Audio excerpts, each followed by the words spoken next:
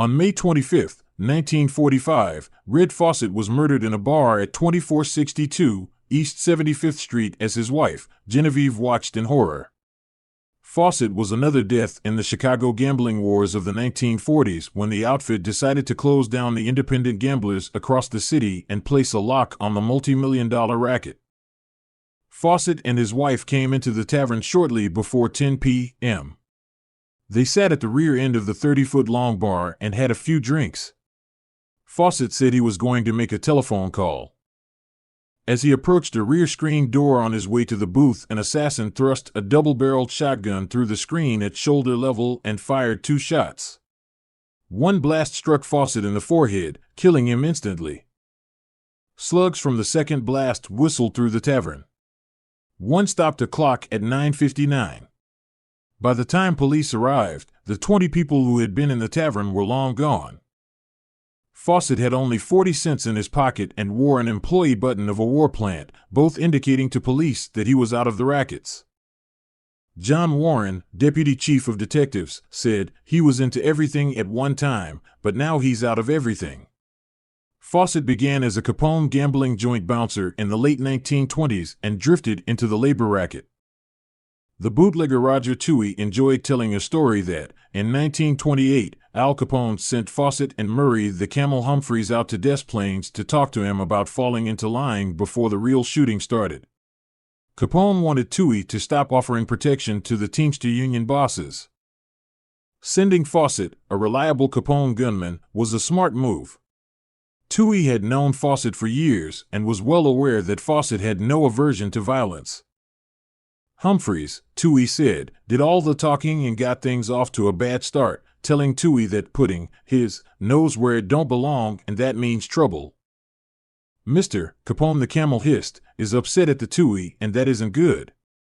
When the Camel was done with his threats, Touhy put a pistol into his mouth and told him never to show his face in Des Plaines again. Humphreys offered to buy back his life with his new car, but Touhy let them go. After the pair had left, Fawcett returned and offered to kill Humphreys on the way back into Chicago, and for an extra few grand, "Rog, I'll knock off that son of a bitch nitty too."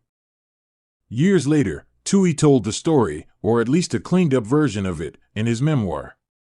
When the book hit the streets, an infuriated and humiliated Murray Humphreys denied that it ever happened. Fawcett went on to act as bodyguard for gangster Danny Stanton until Stanton was killed on May 5, 1943, and then as a bodyguard for Martin Quirk, Stanton's successor and supposed slayer, until Quirk was slain on September 18, 1943. Fawcett probably had something to do with the murder of Sonny Quirk. Suspects in the Fawcett killing was limited to 3 men, including a character named Matthew Ron, an ex-tavern owner who was considered one of Fawcett's closest friend. Previous to the Fawcett murder, Ron had been involved in an incident with Fawcett's wife where she was picked up at 3 a.m. for drunk driving. The car belonged to Ron, but he leaped out and ran after police pulled Genevieve, whose maiden name was DeJohnkier, over to the curb. At the time, her husband had been in hiding for 6 months over his involvement in a murder. Ron reappeared at the police station to post Genevieve's $100 bail, and the newspapers, always ready for a sex scandal, played up the incident big time. Ron lost his license to operate a tavern at 2413 79th Street and Exchange Avenue because the district attorney determined it to be little more than a meeting place for the deadly Danny Stanton gang. He died, suddenly, in 1947 of a heart attack. The investigation into the Fawcett murder, conducted by State's Attorney Touhy, was a circus.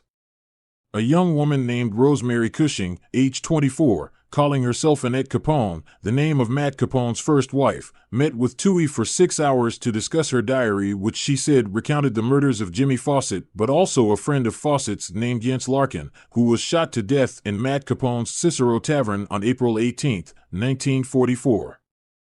Cushing's diary was filled with news clippings about the murders and carried her thoughts, written in shorthand, she said, to protect herself should gangsters get hold of it.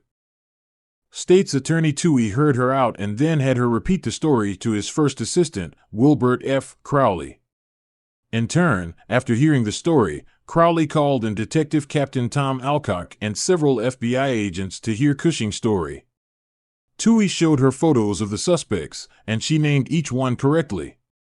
Copies of the same photos were later found in her diary. Still, police were also sent out to round up every gangster's name that she dropped.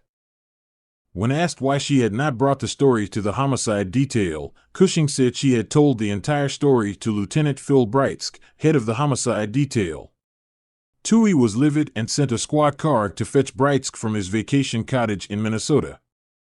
In fact, Cushing had told the entire story to Lieutenant Breitzke, who checked her out and found out that Cushing was a known grifter from Iowa, where she was married to another known grifter named Wendenberger. Cushing was known to police as Virginia Bland, which was Wendenberger's mother's maiden name. She had recently been arrested for passing bad checks. Her other arrests included petty larceny, defrauding an innkeeper, and obtaining property by false pretenses. She had served a year and a day in a federal institution for women for a bad check deal across the Illinois-Missouri state line at St. Louis. A humiliated state's attorney, Touhy, ordered her locked up and held on a $54,000 bond.